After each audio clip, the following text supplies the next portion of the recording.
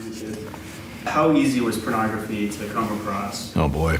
Yeah, oh boy. It was super easy. Like, Mom, Dad, don't watch this. I know. I had a trunk, and I had ways to hide it, and we had different methods of finding it. We all congregated at this one guy's house because he had a VHS tape that had something on it that had been recorded from Cinemax. Hey, let's go up to your uncle, go to the bathroom up there. We take a Playboy in there, put him in our thing, run down the alley and look at it. She brought out a few magazines. Quick, you can look real quick. Oh, somebody's coming, look at this. And it was a Playboy magazine, and I was like, good night, what are they doing? And we thought, this is our moment. You had to be MacGyver to, like, you know, to get it, hold it, keep it. But they had those sex hotlines that you could call. Oh yeah, the 1-900. They would like advertise it on the late night TV. But this was, again, a plan, like a detailed plan that had to be enacted. There was no other way to get access to this sort of thing. In the 50s, we had pinup girls, Bridget Bardot, Marilyn Monroe. And the 60s, we had girly magazines. And then in the 80s, we had VHS. And then there were chat rooms with webcams. And now we have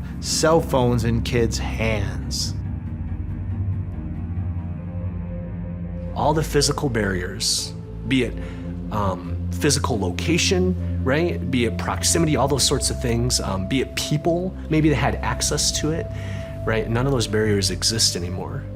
I mean, it's completely different now. I mean, it is like, it's all video, and it's all, I mean, watching XXX videos are a lot different than looking at a Playboy magazine. The Australian study that found that about half of children ages 8 to 16 had exposure to pornography, and many of those were actively seeking it out. 27%, if you look at the unfiltered internet, 27% of all video content on the unfiltered internet is pornographic or explicit in some way. If I imagine every day growing up, there was a coffee table in my living room, and there were 4 magazines on that coffee table. One of them was pornographic, and 3 of them weren't. And my parents just hoped every day that I didn't look at the wrong one. That is what the unfiltered internet is for kids today. We have put little boxes of porn in their pockets, under the guise of safety, under the guise of overprotection, under the guise of I have to get in touch with my kid all the time, every day, 24/7. We have given them access to pornography that far exceeds anything that we ever were exposed to. What about porn? Do guys all watch porn? Okay, I didn't even realize that, but pretty much every guy has like an addiction to it, but no one talks about it. So say I'm like talking to them about it, and I'll be like, oh, like does that guy do it too? And they're like, yeah, and I'm like, that sweet innocent boy watches it too, like everyone does. No, like everyone watches it. How many guys and girls do you guys know that watch porn? I'd say all guys, pretty much. I think I know one guy in my school. I think I've talked to one that I can confidently say hasn't, and nobody else. You know, it's very prevalent, and like everybody knows it. They watch porn for fun. They don't even watch it for any sexual release. They just watch it to watch it. Do you think parents really have any clue of how significant of an issue pornography is in kids? No, they're pretty clueless. Yeah. In 2019, porn sites received more traffic than Amazon, Twitter, and Netflix combined each month. 26% of adolescents aged 13 to 17 actively seek out pornography. What's that? What Weekly percentage? or more. It is on every platform, even the platforms that parents think it's not on. Just for example, Twitter, which is one that most adults probably use. They probably know Twitter. Snapchat is where explicit content on Pornhub lives just seconds away from every user through backdoors within the app. The app knowingly allows a well-documented list of porn performers to make thousands of dollars daily through their premium Snap accounts. The people behind pornography know how to optimize their content for search terms. Pornographers, any new technology that comes out, they immediately saturate it. They know about it before, as it's getting ready to come out, and they are ready with every strategy to saturate it. What age did watching porn become common? I'd say 7th grade. Yeah, middle school. 9th and 10th grade, I remember guys being like, yeah, like I had an issue in 7th grade, and I'm like, I'm sorry, what? What I say to parents is it's time for every parent on earth to leave the ignorance of the land of if and embrace the reality of when. The film we'll see this morning will give the answers to these questions. It will also show the earliest phases of growth, as well as the changes that take place during childhood and adolescence. So when my parents were addressing the birds and the bees with me, there was no conversation. I walked out more confused after the conversation than when it started. We don't talk about those things at all. Now, sex. Sex. Wait. It's absolutely normal to be curious about sexuality. It's normal to be interested. Don't have sex, because you will get pregnant and die. Just don't do it, promise? Okay, everybody take some rubbers. My dad had conversations with me when I was a teenage girl. Like, I asked him, and he was very blunt and just told me. Do you think kids are using pornography as sex education? Yeah. Okay. Because I feel like they don't want to like talk to like a parent or like a guidance counselor or anything like that because it's awkward. Like it's an awkward topic to talk about. Like I said, I have 3 classes right now, and they all are going like over like sex ed type things, and it's really boring.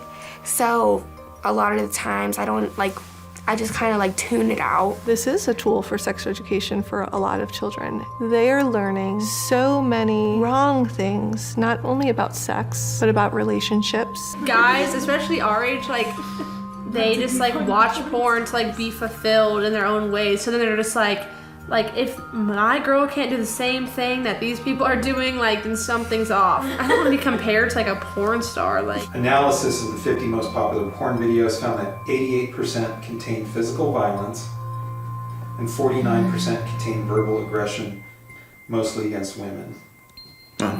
There's like certain guys that I've hooked up with, and I'm like, this is really aggressive, like this is too much for me. And then I'm like, and it's just terrible. I'm like, this is so bad. Like, because I haven't had sex yet, like people, or like the guys will like ask, and I'm like, no, I don't want to do that with you. And they're like, are you kidding me? Like, they get so mad. Guys get this image in their head that that's how intimacy goes and that's how sex goes. And there's definitely a bigger population of guys that feel that way now than there were even like 5 years ago.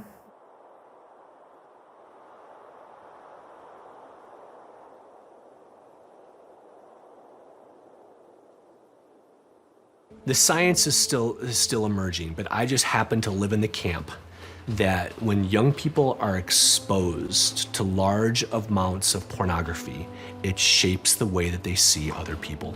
I happen to be somebody who at a very young age was exposed to pornography. I discovered a stack, of magazines when I was way too young. And that planted a lot of curiosities in me that I wasn't ready for, quite honestly. I didn't know what to do with that. And we could talk a long time about what that did to me later in life and what that did to distort just my views of sex and intimacy, even as a young adult and as a married man, even leading to an addiction of my own to pornography that was destructive in a lot of ways. And that was years ago, but I can link all of those things together. And I'm a guy that did not grow up in the digital age, yet I was exposed to something that I wasn't ready for.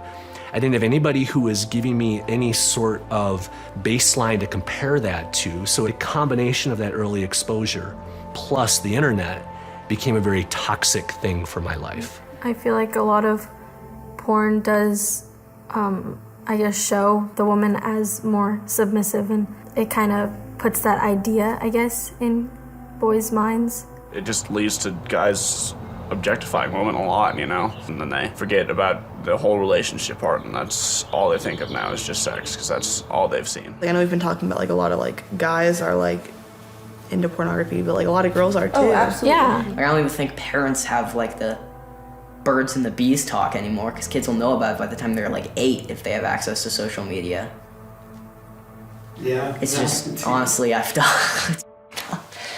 But it's just faster now, and it's younger. 20% of youth report that they came across it, children, that it was unwanted. But we can now be in different places, and we're in a group chat, and somebody shares it, everybody's got it if they open it. And in the elementary schools that I'm in, I typically hear counselors saying, yeah, we've got kids that are already seeking it out in the elementary school age. Sex is not something that is easy to talk about with your kid at any age, but it's something that you absolutely have to talk about, and at a younger age than you might think, because even if he couldn't access pornography on his personal device or through our home, cable, somebody on the bus probably could. This mother proceeded to tell me her son was 11 years old, but when he was 9 years old, he went to sleep over at a friend's house, a family that they knew quite well. And this son, his friend, showed him pornography, hardcore, really horrible stuff on the iPad at this sleepover, and then proceeded to practice that pornography on her son. That was when he was 9 years old. Okay, fast forward 2 years, he's now 11. He's never told anybody about this, but mom has noticed that my son just isn't happy anymore. And she sat down and had a conversation with him and found out through this conversation that for 2 years he had held on to this secret. And that he felt so much shame and guilt that there was something wrong with him, that he did something wrong. And so for 2 years he held on to this corrosive secret that started on an iPad. The number one common denominator of those who abuse other kids is an early exposure to pornography. Because what they see, they feel neurologically compelled to do.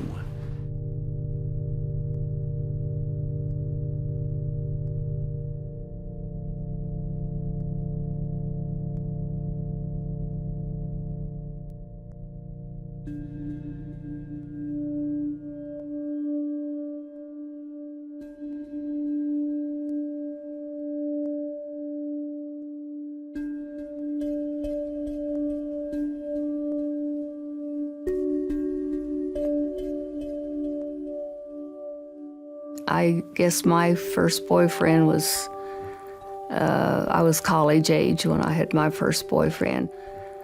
We would have hay rides or winter roasts, or it was more like just groups of people.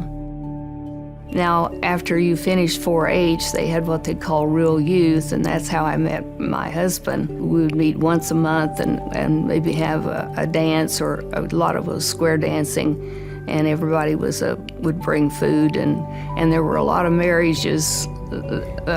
My friend Mary Lou and I both met our husbands through Real Youth, so that's how I met my Mr. Right.